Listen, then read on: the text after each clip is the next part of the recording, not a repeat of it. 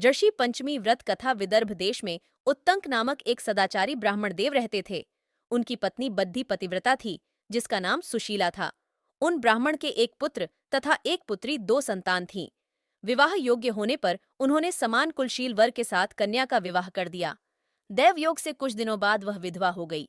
दुखी ब्राह्मण दंपति कन्या सहित गंगा तट पर कुटिया बनाकर रहने लगे। एक दिन ब्राह्मण कन्या सो रही थी कि उसका शरीर कीड़ों से भर गया। कन्या ने सारी बात माँ से कही। माँ ने पति से सब कहते हुए पूछा, प्राणनाथ, मेरी साध्वी कन्या की यह गति होने का क्या कारण है? उत्तंक जी ने समाधि द्वारा इस घटना का पता लगाकर बताया, पूर्व जन्म में भी यह कन्या ब्राह्मणी थी। इसने रजस्वला होते ही बर्तन छू दिए थे। इस जन्म में भी इसने लोगों की देखा देखी भाद्रपद शुक्ल पंचमी अर्थात श्री पंचमी का व्रत नहीं किया, इसलिए इसके शरीर में कीड़े पड़े हैं। धर्मशास्त्रों की मान्यता है कि रजस्वला स्त्री पहले दिन चांडालिनी, दूसरे दिन ब्रह्मघातिनी तथा तीसरे दिन धोबिन के समान अपवित्र होती है।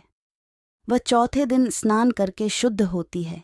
यदि यह शुद्ध मन से अब भी ऋषि पंचमी का व्रत करें तो इसके सारे दुख दूर हो जाएंगे और अगले जन्म में अखंड सौभाग्य प्राप्त करेगी।